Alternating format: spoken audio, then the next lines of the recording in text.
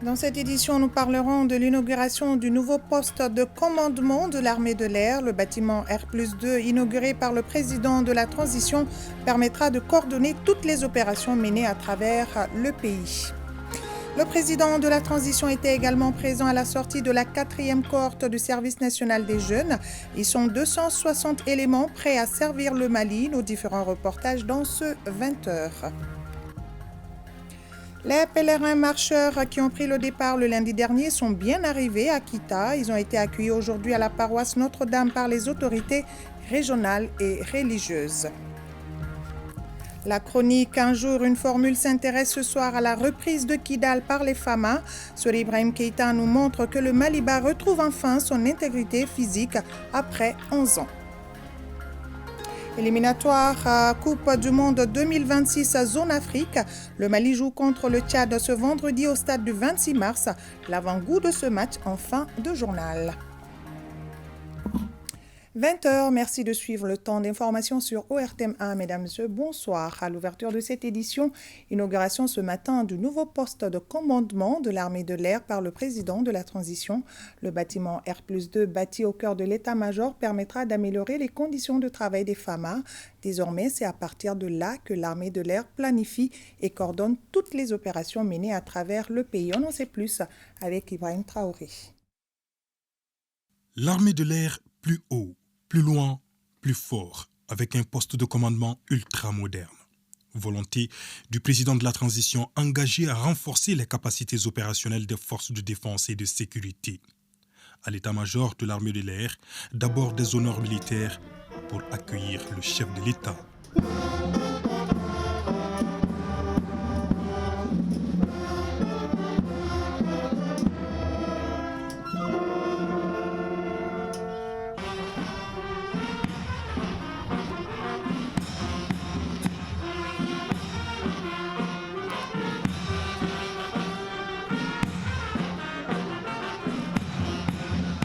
Colonel Assimi Goïta salue ensuite la hiérarchie militaire, dévoile la stèle du nouveau poste de commandement de l'armée de l'air avant de couper le ruban symbolique.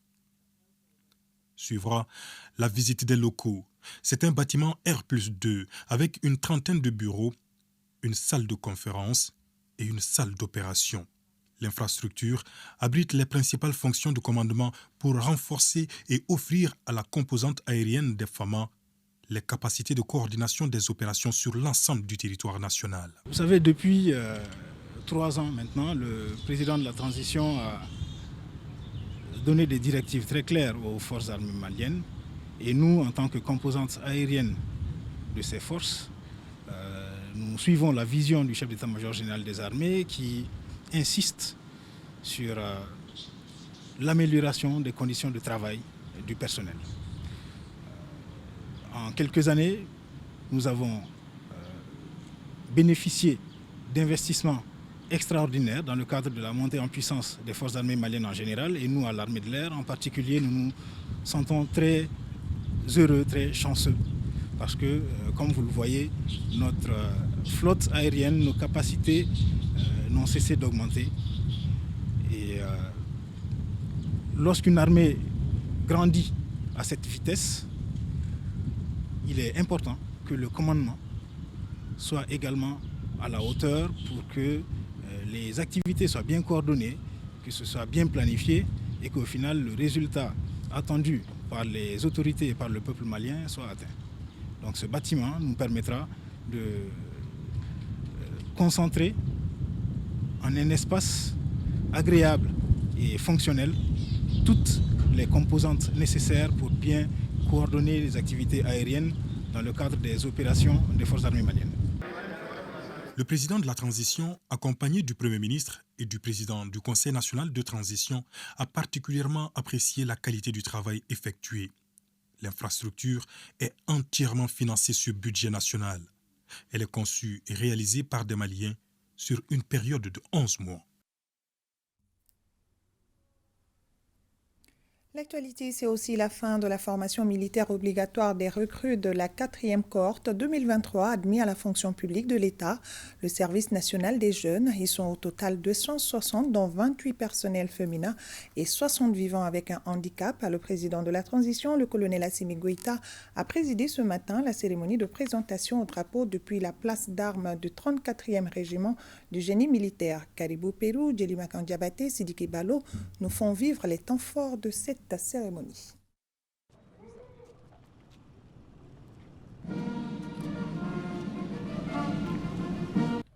Au rendez-vous d'une promesse tenue, inutile d'accumuler le temps mort. De cette manière arrive le président de la transition, colonel Assimi Goïta, chef de l'État, chef suprême des armées. Honneur au drapeau, symbole de fierté, d'identité, de dignité, revue de troupes face aux 260 admis à la fonction publique de l'État ayant accompli leur service militaire obligatoire au service national des jeunes. Le président Goïta s'est dit confiant que cette nouvelle génération de fonctionnaires va surpasser et impulser une nouvelle dynamique. La cérémonie de sortie du 4e contingent du service national des jeunes est pleine de signification, car elle est l'aboutissement d'une promesse que nous avons tenue ici en 2021. Et au-delà de cette promesse, elle est l'engagement citoyen de la jeunesse malienne au service de la nation. En se soumettant à 6 mois de formation militaire, les admis de la fonction publique vont contribuer et renforcer la réserve citoyenne stratégique et mobilisable pour la défense de la patrie. Aussi, la sortie de ce 4e contingent intervient à un moment où les femmes engagent des victoires éclatantes sur le théâtre des opérations. Et je voudrais profiter de cette occasion et saluer la résilience, le soutien et l'accompagnement du peuple malien au profit des femmes. Je voudrais aussi saluer le ministre des Sports et de la Jeunesse, et la direction du service national des jeunes, l'encadrement technique pour leur dévouement à la réussite de cette formation. Ils sont enseignants, contrôleurs des trésors, auditeurs de justice, des parcours différents, mais partagent un même destin, les services du Mali. Aujourd'hui, ils font face au drapeau avec grand plaisir, passion et exigence. Adressant aux recrues de la fonction publique, je les invite à plus de rigueur, de détermination et surtout le patriotisme pour la défense de la patrie. Comme vous le savez, on est dans une période de tension, une période de lutte contre les groupes armés terroristes. Donc nous nous sommes mis dans cette dynamique de préparer les citoyens maliens, le peuple malien pour la défense de la patrie, en toutes circonstances et en tout lieu. Moralement préparés et physiquement aptes, les recrues dotés d'un sens élevé de patriotisme irréprochable ont subi pendant 6 mois des activités rudes avec patience, humilité et courage. Le Mali passe ainsi les caps de la réserve pour la défense nationale.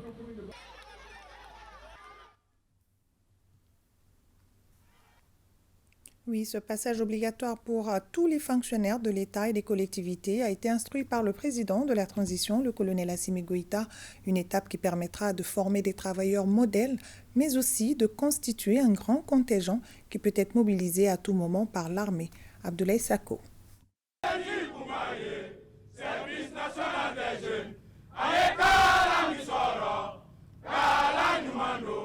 Place d'armes du 34e régiment du génie militaire. Les 260 recrues de la 4e cohorte du service national des jeunes en symphonie rassurent le président de la transition et le peuple quant à leur détermination à servir la mère patrie, le Mali.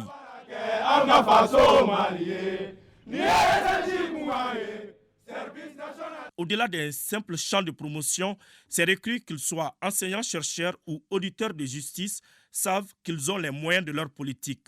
Car durant 6 mois, ces fonctionnaires de l'État ont été formés physiquement et intellectuellement pour réussir la mission qui est désormais la leur. Cette cohorte de fonctionnaires d'un effectif de 260 recrues, dont 28 femmes et 232 hommes, est composée du reliquat de la 3e cohorte.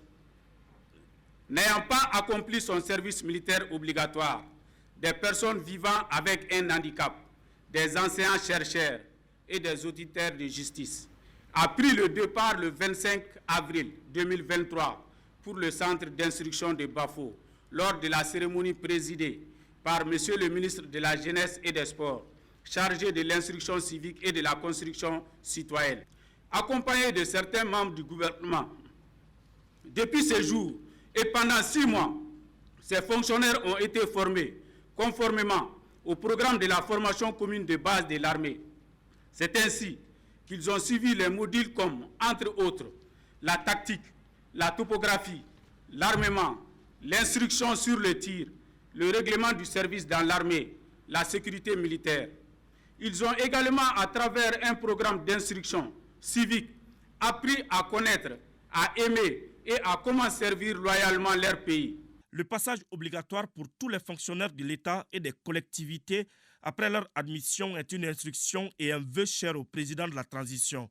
Voilà pourquoi le gouvernement met tout en œuvre pour que les cohortes reçoivent les meilleures formations. Dans un souci de rehausser l'esprit civique, l'esprit de discipline et de patriotisme au sein de l'administration malienne, vous avez, Monsieur le Président de la Transition, décidé le 31 mars 2022 que cette formation soit élargie à tous les nouveaux admis de la fonction publique de l'État, de la fonction publique des collectivités et des autres statuts. Cette lumineuse idée, celle de l'accomplissement du service militaire obligatoire par les fonctionnaires, répond à un besoin pressant et urgent. Il s'agit, dans ces moments particuliers de l'histoire de notre pays, de doter l'administration malienne de cadres responsables, bien formés et susceptibles de bâtir un Mali fort et prospère. Le 21 septembre 2023, vous avez pris le décret fixant le statut particulier de la réserve des forces armées et de sécurité. Ce choix hautement stratégique et important permet aux réservistes de renforcer et d'apporter un concours aux forces armées et de sécurité. Elle permet de raffermir les relations armée-nation. Je puis vous assurer, Excellence, Monsieur le Président de la Transition, que ces fonctionnaires ont été bien formés. C'est pourquoi il me plaît d'adresser mes remerciements à vous, Excellence, Monsieur le Président de la Transition, pour avoir accepté mettre à notre disposition tous les moyens nécessaires pour la mise en œuvre de cette formation. L'amicale des anciens du service national des jeunes veille au grain. Elle accompagne les nouvelles recrues afin de pérenniser l'œuvre de ce service d'excellence. Cette heureuse occasion m'offre une opportunité de haute fracture pour m'adresser à cette jeune génération de fonctionnaires qui dignement et fièrement a accompli sa mission. L'AMA SNJ en est fier en tant qu'acteur qui lutte quotidiennement pour l'expression du patriotisme incarné à tous les niveaux. Ô jeunesse, je t'en supplie, songe à la grande raison qui t'attend. Tu es l'ouvrier futur. Tu vas jeter les assises de ce siècle prochain qui, nous en avons la foi profonde, résoudre les problèmes de vérité et d'équité posés par le siècle finissant. En tout cas, l'appel a été déjà entendu. Les 260 éléments de la 4e cohorte du service militaire obligatoire des admis à la fonction publique de l'État au service national des jeunes à travers leur major rassurent. Nous verrons en sorte que les choses puissent être amélioratives et apporter notre pierre dans la construction de ce Mali. Habillés en treillis militaire, les recrues de la 4e cohorte du service national des jeunes, accompagnés d'autres corps de l'armée, ont défilé devant le président de la transition. Un passage qui boucle ainsi cette cérémonie de présentation au drapeau. La reprise de Kidal par l'armée malienne, on en parle ce soir également. Vous l'avez vu dans nos différentes éditions. Les Maliens de l'intérieur comme de l'extérieur saluent cette bravoure des FAMA. Ce soir, nous vous proposons l'avis de 3 experts en géopolitique. Ils répondent aux questions de Fousseni Tonkara. Ce qui se passe à Kidal maintenant doit permettre à la communauté internationale de faire progresser le droit international parce qu'il y avait une violation du droit international ici en défaveur de l'État malien. Alors il n'est pas vraiment juridique, il n'est pas normal que l'organisation à vocation universelle, l'ONU, s'interpose entre un État indépendant et les groupes armés séparatistes. Aujourd'hui, on constate que le multilatéralisme a montré ses échecs dans la gestion vraiment de cette crise, avec une coopération bilatérale entre le Mali et Moscou. Alors donc voici comment le problème est réglé et que l'armée malienne, par vraiment de combats intenses, arrive vraiment à prendre de façon professionnelle, dans le plus grand respect du droit international humanitaire, arrive à avoir le contrôle de Kidal. Alors donc ce qui est à saluer. Aujourd'hui, arriver à libérer Kidal de l'emprise du terrorisme montre à suffisance l'engagement et la compréhension géopolitique et géostratégique de l'environnement mondial aujourd'hui. Parce que Kidal n'est pas que le symbole de la nation malienne. Kidal, c'est le symbole de la libération du continent africain. C'est de ça qu'il s'agit. Parce que vous n'êtes pas sans savoir que l'esprit de la colonisation qui est expansionniste s'est beaucoup attardé sur la région de Kidal, qui fait partie de la zone des 3 frontières et qui fait partie en réalité de ce qu'on a appelé par le passé l'OCRS. Et l'OCRS, c'est quand même du 10 janvier 1957. Et à partir de là, vous comprendrez aisément que la France n'a jamais voulu quitter l'espace de ses intérêts. Mais des mécanismes très intelligents, très subtils, vicieux et viciés ont été mis en œuvre et pour pouvoir contrôler naturellement les ressources naturelles et mieux encore les dirigeants de nos différents pays. Donc vous avez aujourd'hui cette capacité de notre armée à dire qu'à partir de cet instant, nous avons acquis une certaine souveraineté. Donc cette emprise de Kidal est un symbole très fort, non seulement par rapport à la souveraineté nationale et ensuite à la souveraineté du continent africain de façon générale.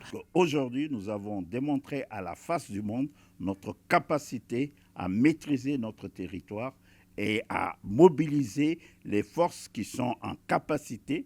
Ce n'est pas seulement une montée en puissance, c'est une montée en capacité.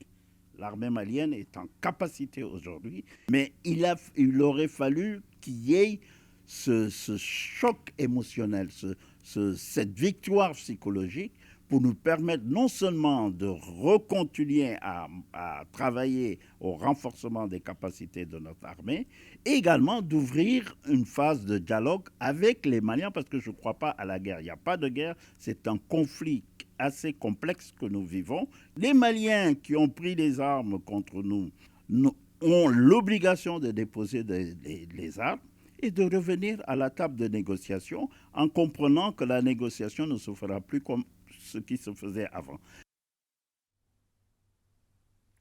Voyons à présent la mobilisation dans certaines de nos régions. À Ségou, Nioro du Sahel, Gao, Mopti, Léré, les populations expriment leur fierté et leur soutien total à l'armée malienne. Les temps forts avec nos différentes équipes de reportage. À l'unisson, Ségou savoure la reprise de Kidal par les FAMA.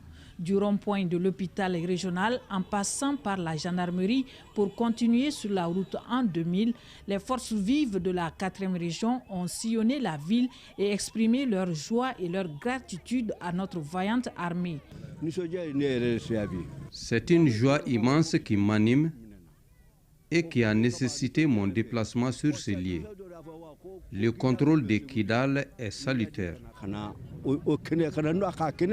Partagée entre joie et fierté, la population de Ségou, dans toutes ses composantes, est aussi sortie pour renouveler sa confiance à l'armée malienne, notre outil de défense. C'est une fierté et un honneur pour nous, Ségoviens, vraiment de magnifier notre joie et notre accompagnement sans faille au colonel Assimi Goïta, une référence non seulement pour le Mali, mais pour l'Afrique tout entière. En accueillant les caravaniers, le représentant du gouverneur se dit satisfait de cette mobilisation. La mobilisation, elle est 100% positive. Donc ici, nous manifestons nos soutiens aux FAMA, Forces armées maliennes, qui ont reconquis le territoire national en entier. Kidal fait partie intégrante de la République du Mali. Kidal sous le contrôle total du Mali. Pour conforter cette position, la poursuite des efforts de sécurisation côté FAMA, la collaboration de la population, l'union sacrée pour le Mali sont plus que jamais nécessaires.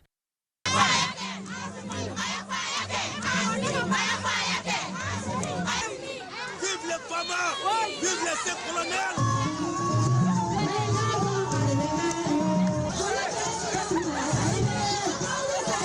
Nous Sarah, on nous a La population de Nioro est heureuse. La ferveur est grande. La joie est inextinguible.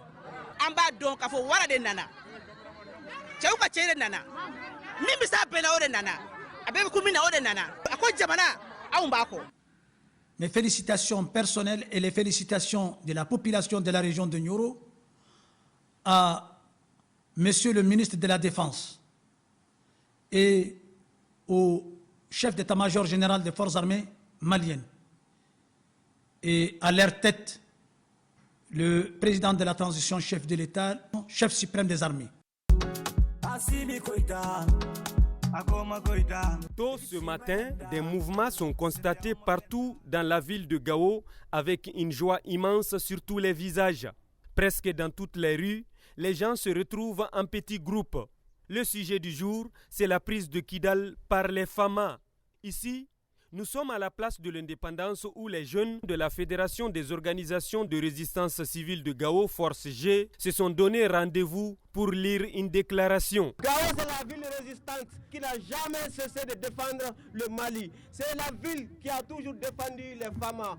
Aujourd'hui que les Fama rentrent à Kidal, c'est une fierté énorme pour toutes les populations de la région de Gao. Dans l'après-midi, le M5 RFP Gao a initié une caravane qui a fait le tour de Gao pour féliciter et encourager les Fama. À un moment donné de l'histoire, le Mali avait perdu son honneur, le Mali avait perdu sa dignité, le Mali avait perdu ce qu'on appelle l'existence même de l'État. Mais grâce à des hommes et des femmes qui ont compris qu'ils sont prêts à donner leur vie jusqu'à l'ultime sacrifice, nous ne pouvons que les remercier et être reconnaissants envers eux et dire que Kidal est rentré dans le giron du Mali. Je dirais tout simplement que nous venons d'avoir notre vraie indépendance car tout le Mali est devenu un et indivisible. Le chef de l'exécutif régional a saisi l'occasion pour saluer la résilience et le patriotisme des populations de Gao. Je suis particulièrement très fier. Aux plus hautes autorités aussi, je dirais merci beaucoup. Toutes nos gratitudes pour le leadership et pour ces initiatives de reconquête de Kidal.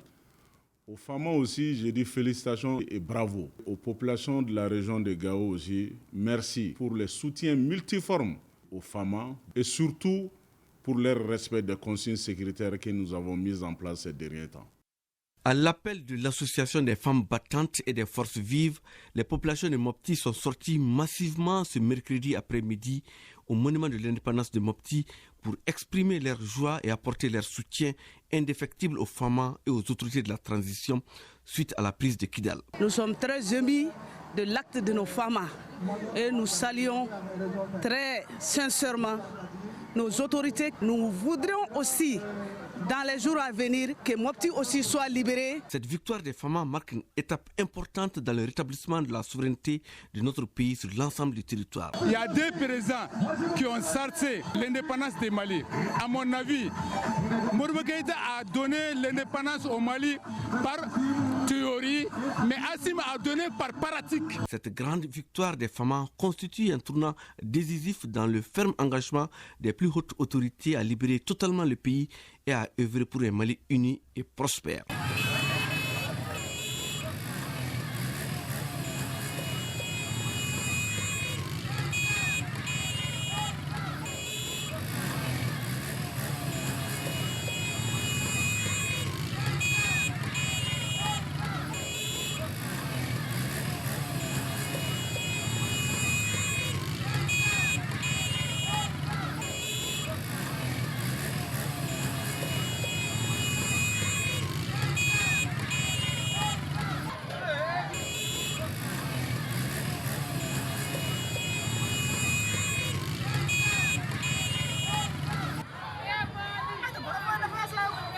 Voilà, il y a ça.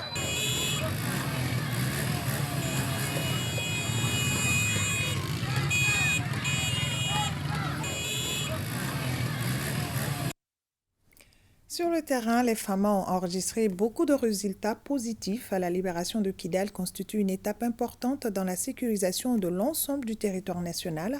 Les autorités de la transition ont beaucoup investi dans l'acquisition des équipements militaires sur budget national, des équipements qui vont des moyens roulants aux vecteurs aériens. Zoom sur ces acquisitions avec Mamari Koni. Au lendemain de la rectification de la transition, le colonel Assimi Goïta a estimé qu'il fallait un réel réarmement moral de notre outil de défense. Cette étape a été suivie de son équipement. C'est ainsi qu'au cours des 20 derniers mois, les autorités de la transition ont organisé plusieurs cérémonies de remise officielle aux femmes. Des équipements terrestres ou aériens pour la combativité de nos hommes, des systèmes d'information pour une gestion assainie et transparente des infrastructures modernes pour de meilleures conditions de vie et de travail des hommes. Déjà le 9 août 2022, le président de la transition, le colonel Assimi Goïta, remet un important lot d'aéronefs et d'équipements aux forces armées maliennes. Ces nouvelles acquisitions comprennent des avions de chasse de type L-39 et Sukhoi 25, des hélicoptères d'attaque de type Mi-24P, des hélicoptères de manœuvre de type Mi-8, ainsi que d'un deuxième avion de transport tactique des troupes Airbus Casa.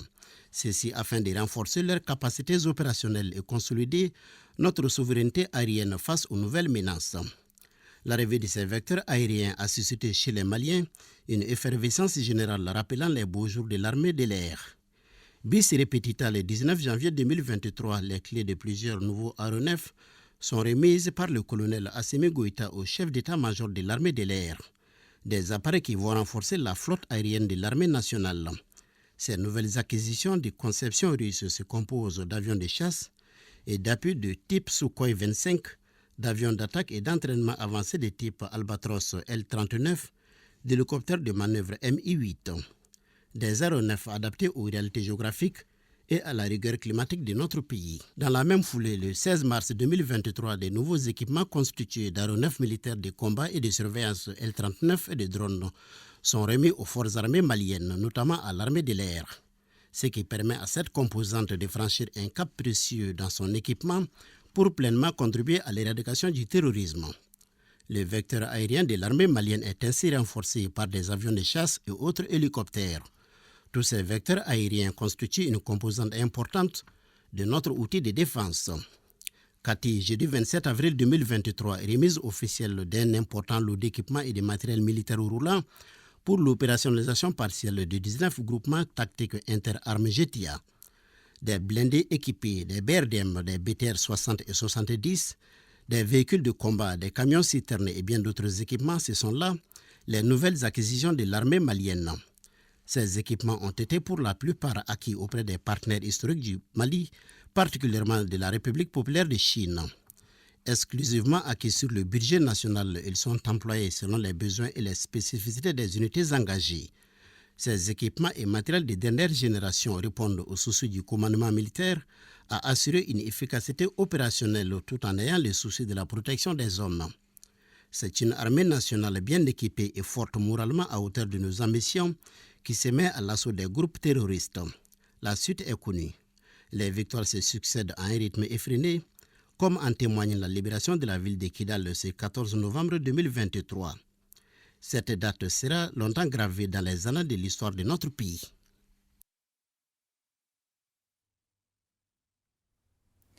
Intéressons-nous à présent à la visite du ministre de l'Économie et des Finances en Russie. Hier, le ministre et une partie de sa délégation étaient en Sibérie où ils ont visité une usine d'affinage de métaux précieux qui œuvre depuis plus de 80 ans. C'est avec le concours de cette entreprise que le Mali compte mettre en place ici à Bamako son usine d'affinage avec une capacité prévue de 200 tonnes d'or par an. Nos envois spéciaux Yaya Konaté et Ibrahima Koulibaly nous signalent que les discussions avancent à grands pas. Suivant.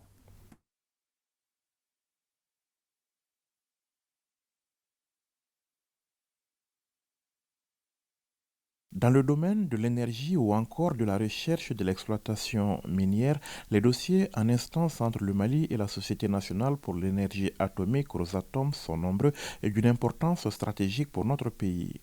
Pour les membres du gouvernement appuyés par les équipes techniques, il s'agit à présent d'approfondir les discussions sur les mémorandums d'entente signés en octobre dernier. Parmi les accords conclus alors, celui relatif à l'énergie nucléaire avec la construction prévue de 4 centrales de 55 MW chacune. Nous avons un gap de production d'environ 150 MW et je pense que les 220 MW attendus pourront vraiment nous permettre d'assurer la couverture de ce gap et d'assurer une permanence en tout cas de la production d'énergie à partir de de l'énergie nucléaire. Il s'agissait donc de mettre en rapport les équipes techniques aujourd'hui. Également, il fallait fixer un calendrier par rapport à la mise en œuvre de cela. La prochaine date concerne donc l'envoi pour une mission de l'équipe technique au 11 décembre pour qu'ils viennent visiter des centrales nucléaires et proprement dites et voir dans quelle mesure on va donc très rapidement organiser la réalisation d'une telle centrale chez nous. En attendant, le Mali envisage d'avancer rapidement sur l'utilisation de la technologie nucléaire dans des domaines comme l'agriculture, mais aussi et surtout la médecine avec l'appui de la société Rosatom. Aujourd'hui, ils exportent leur savoir-faire dans plus de 20 pays européens. Donc le délai est pris très rapidement pour que l'équipe technique puisse se faire une idée et se mettre en rapport avec le spécialiste de la maison ici, pour que très rapidement, en tout cas, ils ont dit qu'il faut maximum un délai de 2 ans si on veut réaliser un projet carrément à partir de la construction, de l'envoi des équipements, la formation, etc. Donc ça peut prendre 2 ans. Mais si déjà nous avons des hôpitaux qui ont des blocs capables d'accepter ou de recevoir ces équipements, je pense que le délai peut être largement réduit. En matière d'énergie, les besoins de notre pays sont grands et le Mali fonde beaucoup d'espoir sur la mise en œuvre du mémorandum conclu avec Novawind, une des nombreuses filiales du géant russe du nucléaire. 4 projets de barrages, 3 projets de centrales éoliennes, de nombreux projets solaires sont déjà sur sa table, en plus de la réalisation demandée par notre pays d'une carte énergétique d'ici 6 mois. Nous avons essentiellement rappelé à la société que l'énergie est une question de souveraineté nationale désormais et qu'il n'est plus question de travailler sur le domaine énergétique sur la base du PPP tant que l'État n'aura pas d'abord atteint la couverture totale des besoins des populations. Voilà pourquoi nous avons insisté pour que ces différents projets, on puisse avoir un calendrier de mise en œuvre. Donc pour les projets d'énergie hydraulique, nous avons obtenu un délai de 2 ans pour leur réalisation et pour les projets d'énergie solaire et éolienne, c'est un délai de 3 ans. Dernier sujet sur la table à l'occasion de cette séance de travail, la recherche et l'exploitation minière dans le cadre du mémorandum d'entente signé avec cette autre filiale de Rosatom, la filiale Uranium One Group. 2 permis de lithium ont été fortement discutés. Les échanges vont se poursuivre et nous avons rappelé que le véhicule de toutes les participations de l'État, c'est la société Sorem, et que tout va se faire désormais dans le cadre de la nouvelle réglementation minière, c'est-à-dire le Code minier 2023, et où on va avoir au moins une participation assez importante d'au moins 50% dans cette société, à travers non seulement les 35% qui sont dus à travers le code minier, 30% pour l'État, 5% pour le secteur privé, mais également la société Sorem qui est donc désormais détentrice de ces permis aussi va avoir une part importante qui peut amener l'État du Mali donc globalement à une participation minimum de 50% dans ces sociétés. À l'issue de cette réunion, les 2 parties conviennent de poursuivre les échanges sur les sujets concernés. Objectif pour le ministre de l'Économie et des Finances, avancer sereinement dans la construction d'une économie stable et pérenne en vue d'amorcer un développement durable. Voilà, vous l'avez certainement corrigé, ça c'était plutôt à Moscou où la délégation malienne a eu une séance de travail avec la Société nationale pour l'énergie atomique. Il s'agissait pour les 2 parties d'approfondir les discussions en vue d'accélérer la mise en œuvre des mémorandums d'entente signés en octobre dernier. Voyons à présent la visite donc de la délégation à l'usine d'affinage de métaux précieux en Sibérie. À plus de 3000 km à vol d'oiseau de la capitale russe Moscou, un pan de la Sibérie. Ses vastes étendues de terre et surtout son climat réputé glacial en cette période hivernale. Ici, nous sommes à Krasnoïarsk et pour la délégation malienne conduite par le ministre de l'Économie et des Finances, la 5e ville de Sibérie valait bien le détour puisqu'elle abrite la plus importante usine d'affinage de la Fédération de Russie. Kraftsvetmet, leader mondial de l'affinage de métaux précieux, produit tous les ans pas moins de 200 tonnes d'or de la plus haute qualité. Il s'agit d'ailleurs de la seule usine de Russie à procéder à l'affinage de quantités importantes de l'ensemble des 8 métaux précieux. C'est avec ce leader mondial du secteur que notre pays, à travers un mémorandum d'entente, a établi un cadre de collaboration devant aboutir à la construction au Mali d'une usine d'affinage. Je rappelle qu'en octobre, nous étions donc venus sur l'instruction du plan de la transition et nous avons eu des discussions avec la société Crasvesmet, des discussions qui ont été conclues par un mémorandum qui avait pour objectif d'apporter à notre pays un appui technologique et l'ingénierie industrielle dans le cadre de la création d'une usine d'affinage de l'or. Nous avions pris des engagements de part et d'autre. Nous devions renseigner un questionnaire que nous avions envoyé et leur transmettre ces documents. Ensuite, nous devions leur transmettre aussi les coordonnées de la parcelle sur laquelle sera implantée l'usine d'affinage.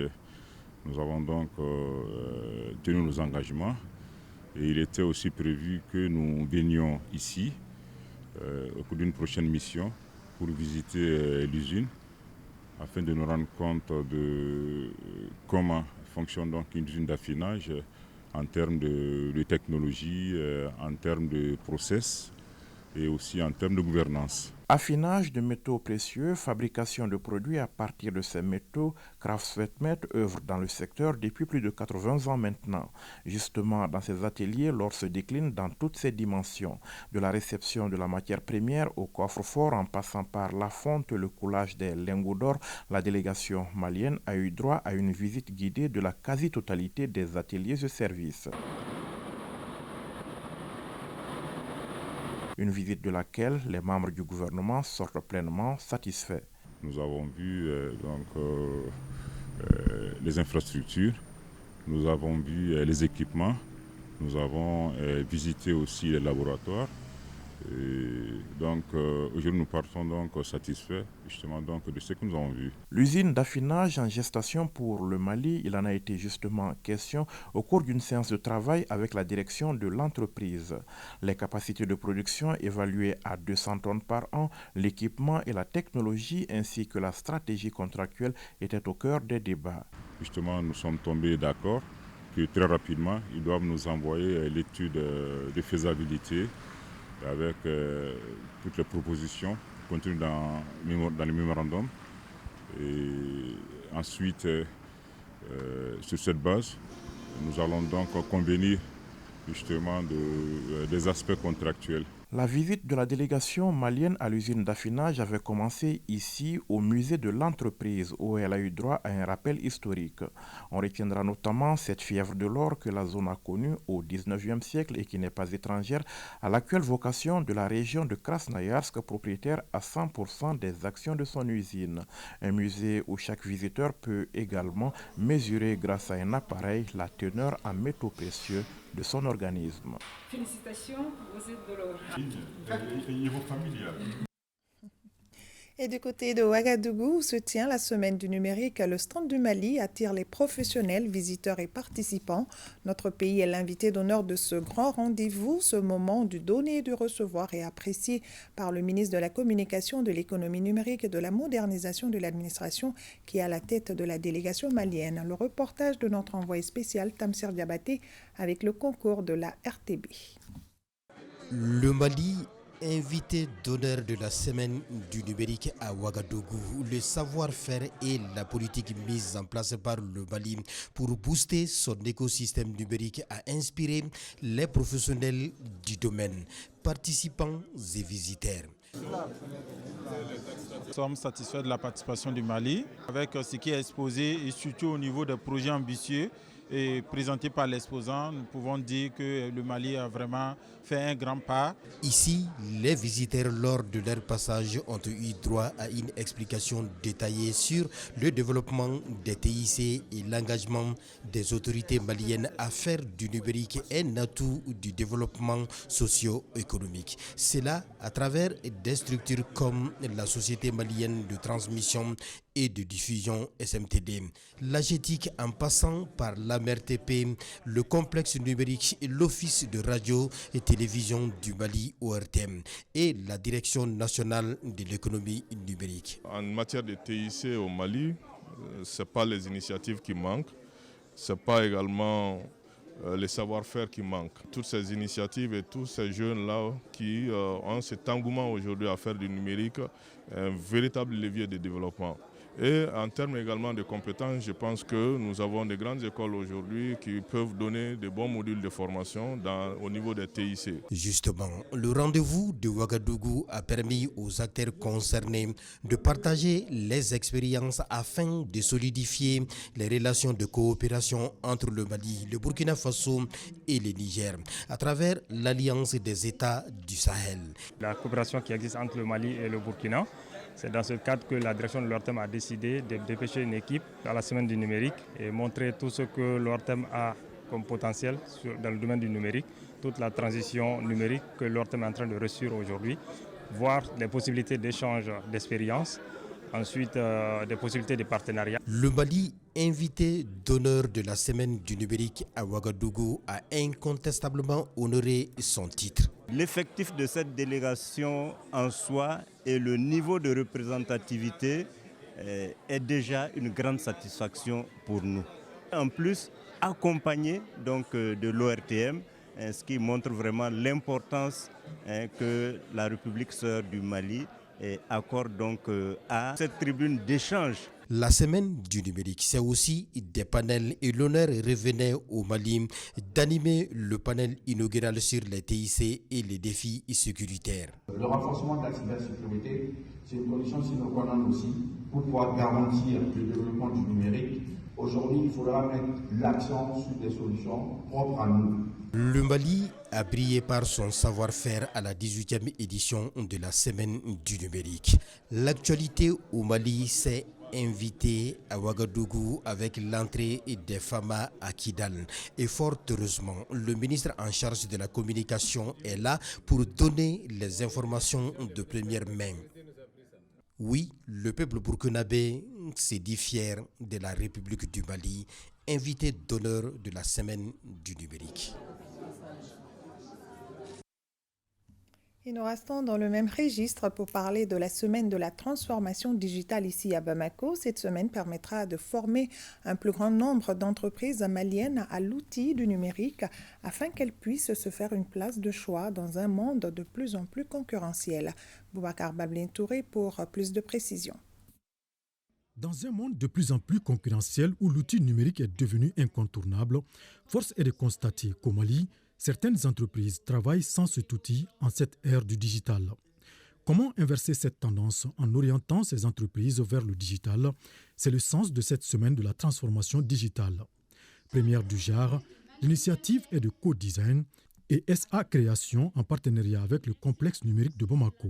Aujourd'hui, la technologie est au cœur de tous nos processus en entreprise, de la ressource humaine à la vie financière, en passant par les processus de production, de marketing et de commercialisation. Mais est-ce que nos entreprises sont préparées à tirer pleinement profit de cette technologie? Est-ce qu'elles peuvent résister si d'autres entreprises viennent sur le marché malien? Que savent nos entreprises de la digitalisation? Nos entreprises ont-elles mis la transformation digitale au cœur de leur processus? Est-ce que nos entreprises ont réussi leur transformation digitale? Sinon, qu'est-ce qui leur manque? Comment pouvons-nous les aider? Ces questionnements nous ont conduits à une série de sondages et de formations à l'endroit de plus d'une centaine d'entreprises.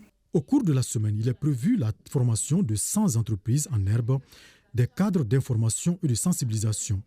Le thème choisi pour cette édition est « Entrepreneuriat et transformation digitale au Mali, enjeux et perspectives ». Une édition placée sous le haut parrainage du ministre en charge de l'économie numérique, avec comme invité d'honneur le ministre de la Jeunesse et des Sports. Lorsqu'on parle de la digitalisation, il faut que ce soit une digitalisation consciente. Et consciente, ça veut dire qu'il faut que lorsque c'est mis en œuvre, que ce soit pour le bien de la jeunesse, du pays et de notre continent. Aujourd'hui, vous êtes en mission, comme nous tous, nous sommes en mission. La mission, c'est de prendre les décisions et de ne plus être des mendiants, de ne plus tendre la main, mais d'être là pour transformer positivement notre pays. Et pour cela, nous comptons énormément sur vous. Un panel sur le thème central de la semaine, des présentations des différentes entreprises partenaires évoluant dans le domaine du numérique ont constitué les faits marquants de la cérémonie d'ouverture de cette semaine dédiée à la transformation digitale. Les partenaires de l'espace UEMOA sont réunis à Bamako pour la deuxième réunion de l'intersous-comité au titre de l'année 2023. Au menu des travaux, la culture de la qualité au sein des institutions d'enseignement supérieur, de la recherche et de l'employabilité des jeunes. Batraoré. Les parlementaires de l'espace UEMOA notent un faible rendement du système d'enseignement et de formation technique et professionnelle. C'est ce qui ressort d'une étude menée dans l'espace UEMOA en 2012. Le fait marquant est la diminution de l'employabilité et de la productivité des jeunes lorsque ces derniers se retrouvent sur le marché du travail. C'est pourquoi la culture de la qualité au sein des institutions d'enseignement supérieur et de recherche, approche régionale et l'employabilité et l'inclusion sociale, facteurs de cohésion sociale et vivre ensemble sont les deux sujets au menu de cette deuxième réunion de l'inter-sous-comité au titre de l'année 2023 du comité interparlementaire de l'UEMOA. Parler de la culture de la qualité au sein des institutions d'enseignement supérieur ou de l'employabilité et surtout d'employabilité des jeunes, c'est toucher du doigt à une préoccupation majeure qui, aujourd'hui, anime les débats dans nos États membres. De ce fait, on constate une quête effrénée de professionnalisation des formations au sein des systèmes éducatifs et cela provoque des changements de fond dans les curricula et pousse à la recomposition des champs locaux et nationaux du savoir. Aussi, avons-nous l'obligation de mutualiser nos efforts, nos ressources pour trouver des solutions économiques et politiques durables et avantageuses pour le bien-être de nos populations. C'est dire que nous devrons nous impliquer davantage dans le processus d'intégration de nos États par des propositions de loi qui feront évoluer nos États membres vers une union durable des peuples et une véritable croissance économique au profit de nos concitoyens.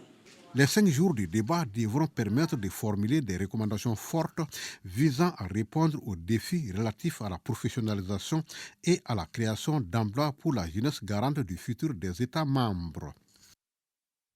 Plus de 200 000 personnes réfugiées aussi bien au Mali qu'au Burkina Faso pour leur retour volontaire dans leur terroir. La question a été débattue lors de la 12e session de la commission tripartite Mali-Burkina Faso et le Haut Commissariat pour les réfugiés. Le point avec Souleymane Kenza Sidibé. Ils sont plus de 85 000 réfugiés maliens rapatriés volontaires en 2023. Le Mali compte de nos jours plus de 200 000 réfugiés au Niger, au Burkina Faso et en Mauritanie. Autant de réfugiés burkinabés au Mali. Ils sont nombreux ceux qui veulent revenir sur leur terre natale.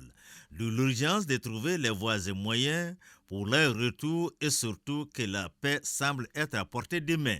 Je voudrais ici saisir l'occasion pour saluer l'engagement du gouvernement de la République du Mali dans ses efforts de consolidation de la paix et de réconciliation nationale, de sécurisation de l'ensemble de son territoire et d'amélioration des conditions d'accès à la justice et au développement dans les régions du Nord et du Centre. Ces initiatives, soutenues par l'effort commun des États du Sahel, y compris le Burkina Faso, dans la lutte contre le terrorisme, est porteur d'espoir. La volonté affichée par le président de la transition au Burkina Faso et au Mali y contribue largement. Ces succès ne peuvent être évoqués en faisant abstraction du nouveau leadership incarné par les plus hautes autorités de nos pays. Leurs Excellences, le colonel Assimi Goïta et le capitaine Ibrahim Traoré, dont l'engagement pour une libération totale de nos pays se mesure à l'aune des résultats sur le terrain, mais surtout à leur convergence de vues sur le renouveau de nos deux nations et sur un Sahel définitivement libre et porté d'abord par une dynamique endogène. La rencontre de Bamako va tenter de dégager des pistes de réflexion pour des accords tripartites, des accords en lien pour le retour des réfugiés dans de très bonnes conditions, pour des solutions durables de rapatriement. Vivement le retour définitif de la paix et de la sécurité, afin que nos braves et laborieuses populations se consacrent en toute quiétude aux tâches qui les attendent. Par ma voix, au nom du président de la transition, le colonel Assimi Goïta, chef de l'État, et du docteur Shogel Kokala Maïga, chef du gouvernement, Les autorités de la transition demeurent attentives à toute initiative que vous serez amenés à prendre dans l'exécution de la noble et délicate mission qui vous est confiée. Les premiers accords tripartites remontent à 2015. Il s'agit de revoir ces accords au regard de la nouvelle donne, la dynamique de la paix qui se dessine sur le terrain. Afin de soutenir les acteurs de la santé communautaire, l'UNICEF vient de remettre des matériels informatiques au ministère de la Santé et du Développement social. Ce geste renforcera le dispositif dans la lutte contre les maladies comme la poliomyélite. Le compte-rendu de Awama Kamara. Le Centre national d'information, d'éducation et de communication élabore les programmes d'information et d'éducation. Il met en réseau ses radios et plateformes communautaires qui l'appuient dans la production et diffusion des émissions, spots et micro-programmes en lien avec la promotion des pratiques familiales. Vu le rôle que joue le dit centre, l'UNICEF, à travers le ministère en charge de la santé, met à sa disposition des matériels de production. L'UNICEF a bien voulu contribuer à vos côtés pour soutenir l'amélioration de leurs conditions de travail avec l'acquisition de 50 ordinateurs et onduleurs, de 80 dictaphones et de 824 mégaphones, pour un coût total de 269 807 168 francs CFA. Aux bénéficiaires de faire bon usage de ce matériel. Pour quelqu'un qui n'a pas ce matériel du tout, on n'a pas besoin de lui dire, en tout cas de lui donner des conseils par rapport à l'usage. Ces matériels seront donc dispatchés aux différentes radios communautaires, des matériels qui viendront donc en appui aux efforts du gouvernement pour l'amélioration de la santé des populations. C'est une véritable opportunité pour nous d'acquérir ces matériels qui vont renforcer encore une fois ce que les praticiens, ce que les agents de santé communautaire sont en train de faire tout de suite. Et cela va nous permettre de capitaliser vraiment leurs efforts. Cela va nous permettre de véhiculer les informations fraîches et pour encore être à pointe, bien entendu, de l'information. Enfin, bien entendu, pour que la population malienne puisse avoir la santé. En plus de cette donation, partenaire privilégié, l'UNICEF en 2023 a appuyé le département dans le transport du vaccin dans les régions du Nord et du Centre à travers la campagne de vaccination nationale, une campagne qui a permis de vacciner plus d'1 million d'enfants. La ministre de la Promotion de la Femme, de l'Enfant et de la Famille, elle, a reçu les lauréats du concours de la 23e journée scientifique annuelle. Ils sont venus présenter à la ministre leur prix. Le point avec Maïmouna Guindo. Lors des 23e journées scientifiques annuelles de la Société ouest-africaine de chimie, organisée en Guinée, la délégation malienne, composée de 41 scientifiques, a remporté 9 prix sur 15 à pourvoir. Et sur ces 9 prix, les femmes en ont raflé 5, tout en honneur pour le ministère de la Promotion de la Femme, de l'Enfant et de la Famille. Je voudrais commencer par vous féliciter, mais aussi par vous remercier au nom des plus hautes autorités de notre pays, notamment son Excellence le colonel Assimi Goïta, qui, j'en suis sûr, est très fier de ses résultats. Pour la simple raison que nuit et jour, il prône l'amélioration des conditions de vie des femmes du Mali. Et je voudrais ici saluer votre engagement, votre dévouement, mais aussi votre compétence. Cette performance a été rendue possible grâce à un encadrement de qualité de la part des enseignants de la Faculté des sciences techniques. C'est quand même la prouesse que nous réalisons au niveau de nos laboratoires, bien que nous avons l'esprit communiste. En résumé, je veux dire que c'est des séries qui a fini vraiment par payer. Nous avons travaillé et aujourd'hui, nous avons le fruit de ces travaux réalisés au laboratoire. Parmi les lauréats, Dodo Kaintao a fait un parcours remarquable. Elle a remporté à elle seule 3 prix. On a essayé de récupérer les déchets plastiques dans la composition du béton pour voir si est-ce que ces déchets peuvent être composés dans le béton sans qu'il y ait des conséquences majeures sur les propriétés mécaniques et thermiques. Donc, vu qu'on a eu beaucoup de résultats, donc on a décidé d'aller présenter nos résultats de recherche dans la SHACHIM C'était la motivation. Moment d'échange et de réflexion, cette rencontre a permis aux scientifiques et à la chef du département de la promotion de la femme, de l'enfant et de la famille d'évoquer la problématique des filles et la recherche scientifique. C'est pourquoi les deux parties ont formulé des recommandations en vue d'accroître le pourcentage des filles dans les filières scientifiques. 60 journalistes ont été formés sur les droits des enfants et seront mieux outillés pour mener à bien leur mission. Benoît Fofana. Il s'agit à travers cet atelier de renforcer les capacités de ces hommes et femmes de médias afin qu'ils puissent contribuer à l'amélioration des conditions de vie des enfants.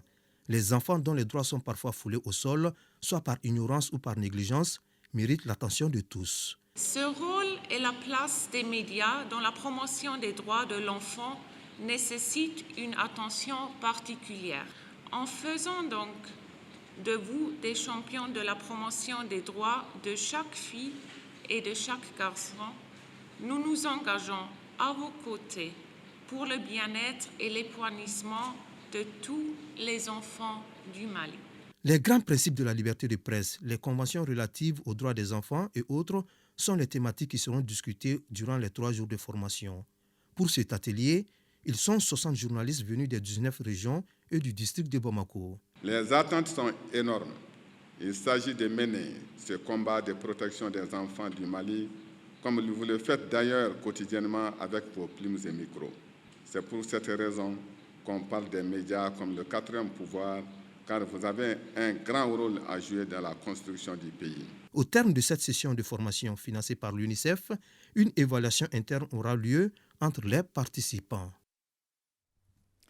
Un mot de religion dans cette édition, je le disais dans les titres, les pèlerins marcheurs sont bien arrivés à Kita. Ils ont été accueillis à la paroisse Notre-Dame par les autorités régionales et religieuses et toutes les dispositions sont prises pour le bon déroulement du culte les 18 et 19 novembre prochains. De Kita, Mahamadi Alioubari.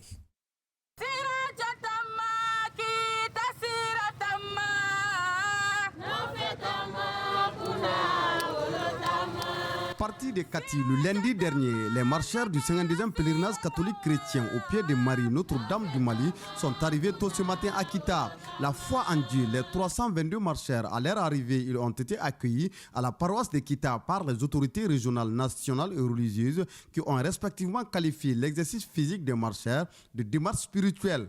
Les pèlerins, les premiers qui sont déjà arrivés, nous disons merci au Seigneur car ils ont bien quitté les maisons Kati et ils sont bien arrivés aussi dans la paroisse de Kita pour le 52e pèlerinage. C'est une marche de démarche de foi et de pénitence. Donc, cette année avec le thème, depuis Kati on a commencé à prier pour les autorités, pour la cohésion et l'unité au Mali. L'effervescence et l'engouement chez les habitants de Kita sont au paroxysme et toutes les dispositions sont prises pour le bon déroulement du culte dans la capitale de l'Arachide. Qu'Allah bénisse tous les marcheurs et nous implorons Dieu que le pèlerinage 2023 se termine dans les bonnes conditions. Qu'Allah récompense tous les marcheurs au paradis. Il y a 3 jours, à 7h du matin, nous avons mis ces 320 pèlerins, les avons mis en route. Nous leur avons donné beaucoup de conseils, notamment des conseils de sécurité. Dieu merci, ce matin à 7h du matin, on est allé les trouver au poste de contrôle de Kita.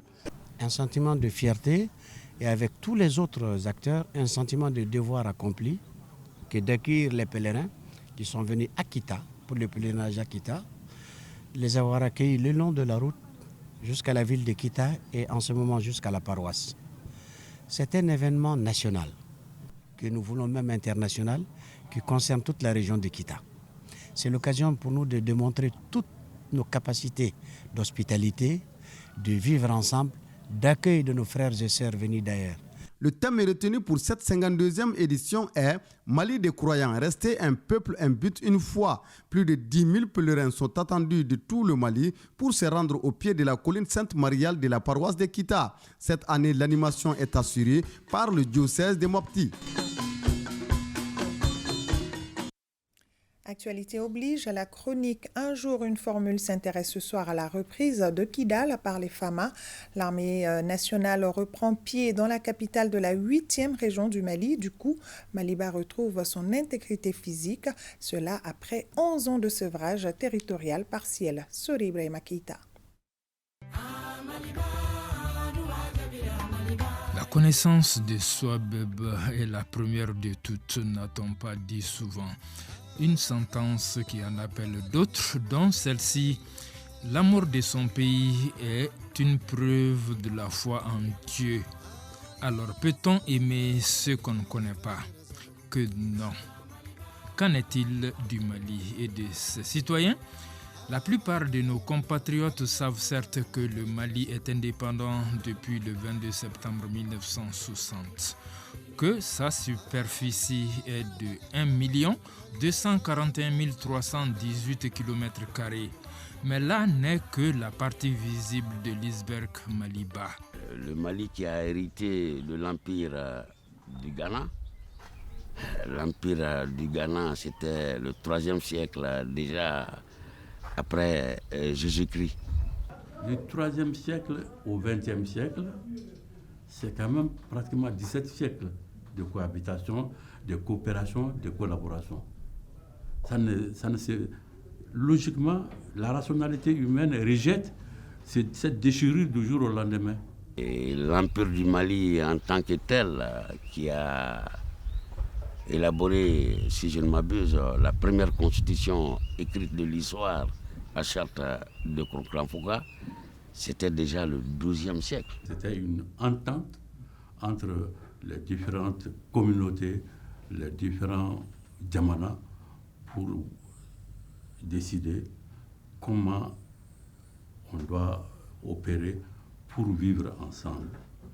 Les défis ont été souvent difficiles à relever, mais les compatriotes ont toujours fait leur ce viatique selon lequel, à vouloir toujours se poser la question de savoir où l'on va, quand on arrive et quel sacrifice ça va coûter, on n'arrivera jamais à destination.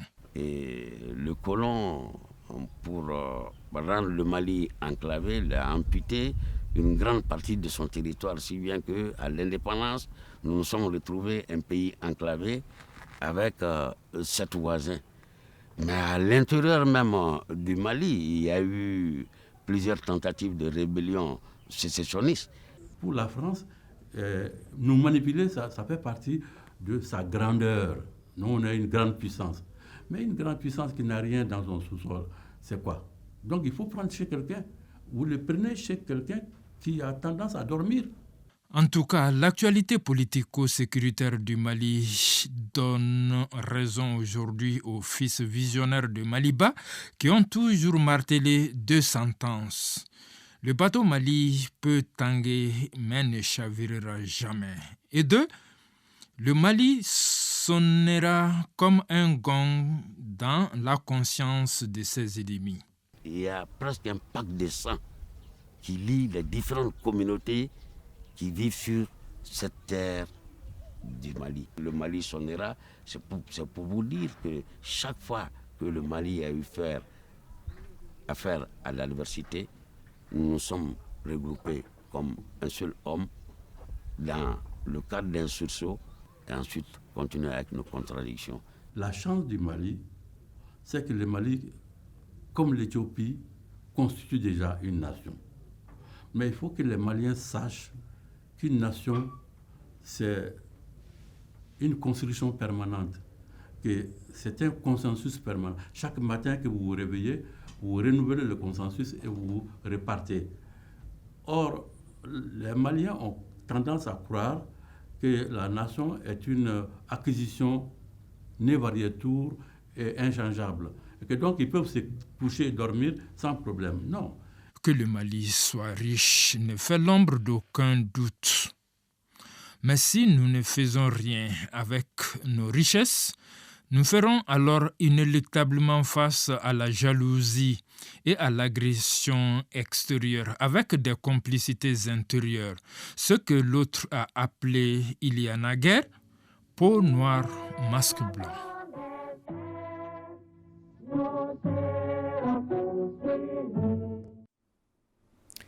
Il nous rejoint pour la lecture des communiqués déposés à notre rédaction suite à la reprise de Kidal. Abdoulaye Sako, bonsoir. Bonsoir Khadijatou Kone. Avec vous, la lecture des communiqués. Bonsoir fidèles téléspectateurs de ORTM 1. Ils sont nombreux, partis politiques, regroupements et associations à soutenir les FAMA dans leur reconquête du territoire national avec l'entrée historique des forces de défense dans la 8e région administrative du Mali. Il s'agit de la Force patriotique pour le changement, l'Association panafricaine pour la promotion des produits Made in Africa, le Parti socialiste pour le renouveau, le Mouvement patriotique pour le développement, le Bureau politique national du Parti CREM, le Parti Union Angambolo d'Ignoroma, le cadre de concertation des femmes des partis politiques, la synergie des initiatives pour la renaissance africaine, la Convention pour l'émergence du Faso-Dioton, l'Union patriotique du Mali, l'Ordre des avocats du Mali, l'APDP, l'Amicale des anciens du Service national des jeunes, l'Amicale des retraités des eaux et forêts, la Confédération Imouchag de la région de Tombouctou, l'association Citoyenneté L, l'association pour la défense du Mali et de l'Afrique, la coordination des chefs de quartier de la ville de Tombouctou, l'association Ditoumou Dambé, la coordination des femmes engagées du Mali, la coordination des associations de ressortissants et sympathisants de la région de Djouila, l'association des ressortissants et sympathisants du village de Ouani, ensemble pour la commune de Sadiola, le collectif 5 ans ou plus, le mouvement Karoual Kamone, l'association Mouvement Dani et Labo, le mouvement pour le rassemblement et le développement de Yoro Baboukou, l'association des cheminots retraités du Mali, la Génération pour la patrie et la République, le réseau des femmes universitaires enseignantes du Mali, l'association Macoroton, l'association malienne de lutte contre le terrorisme, la drogue et le trafic des personnes en Afrique de l'Ouest, la Fédération malienne de close combat, l'association Malikroa Sinsimbere Anko Fasoko, la Fédération des associations jeunes Djeli du Mali, l'association Mali Dambé, Val-de-Marne, l'association des ressortissants pour le développement de la commune Benkadi de Banamba, la CSTM, l'association des experts en sécurité, incendie et assimilés, le cadre d'action des structures bénéficiaires du PSAF, le consortium Complexe Infa Plus et réseau des acteurs leaders, autorités et chefferies de la communauté noire Keltamachek, la plateforme Fasoko, l'association des ressortissants de sang, le mouvement Djamanakanou, le mouvement des jeunes leaders pour le changement, la communauté des Mossi du cercle de Massina, l'association sémancière du Mali, le collectif des associations musulmanes du Mali, le collectif citoyen pour la renaissance du Mali, l'association des coursiers et l'inotipis, l'association des retraités de Radio Mali,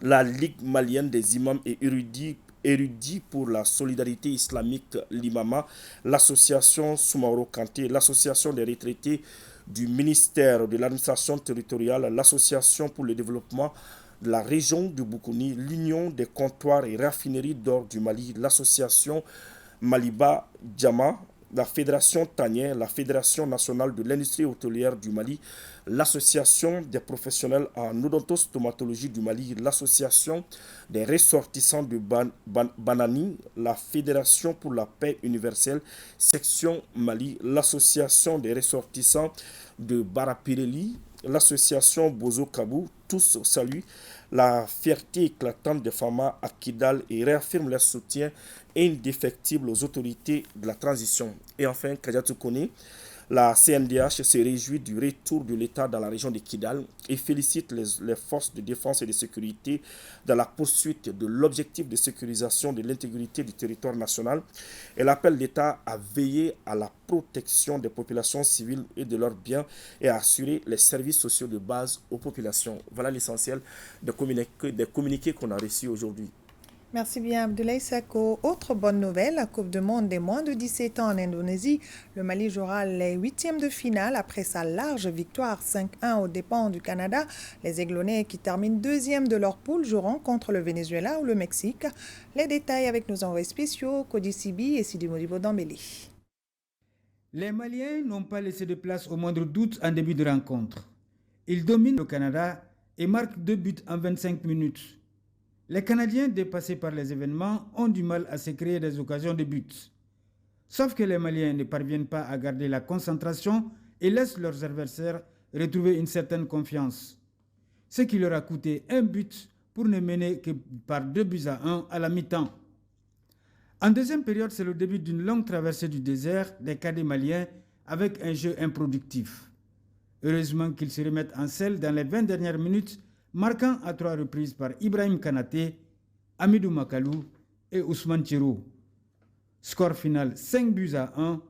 Le Mali jouera les 8e de finale contre le Venezuela ou le Mexique ici à Surabaya après 4 jours de repos, notamment mardi prochain. Bon, ça fait toujours plaisir d'être homme du match d'une Coupe du Monde, ça fait plaisir vraiment. Je remercie mes coéquipiers parce que c'est grâce à eux que j'ai été l'homme du match ce soir, donc ça fait plaisir vraiment. Bon, on a écouté les consignes du coach, on a joué collectivement, donc c'est ça qui a marché. Ouais, on ne connaît pas l'adversaire, mais on reste toujours concentré, Inch'Allah. Ouais, toujours la coupe, Inch'Allah. En attendant, l'encadrement technique doit s'atteler à corriger quelques défauts constatés jusque-là malgré la victoire. Une défense souvent pas très rassurante et une attaque qui tarde à retrouver ses marques. Bonne chance les jeunes pour le reste. Et justement, nous avons reçu ce communiqué du ministère de la Jeunesse des Sports chargé de l'instruction civique et de la construction citoyenne. Le ministre de la Jeunesse et des Sports chargé de l'instruction civique et de la construction citoyenne informe l'opinion nationale que la sélection nationale U17 de football a livré un match historique contre son homologue du Canada ce jeudi en Indonésie. Au terme de ce match plein de rebondissements, la sélection nationale U17 a remporté la partie par un score de 5-1. La sélection nationale U17 dédie entièrement cette victoire aux femmes suite à leur entrée triomphale dans la ville de Kidal, a minutieusement préparé la victoire du jour et l'expression de leur joie et de leur enthousiasme face aux prouesses des femmes dans le recouvrement du territoire national et sa sécurisation. Le ministre félicite les Aigles U17 qui obtiennent ainsi leur ticket pour les 8e de finale et les exhorte à poursuivre leur match sur le podium pour le bonheur et l'honneur du peuple malien. L'actualité sportive, c'est également les éliminatoires de la Coupe du Monde 2026 Zone Afrique. Le Mali accueille ce vendredi le Tchad à la faveur de la première journée dans le groupe 1.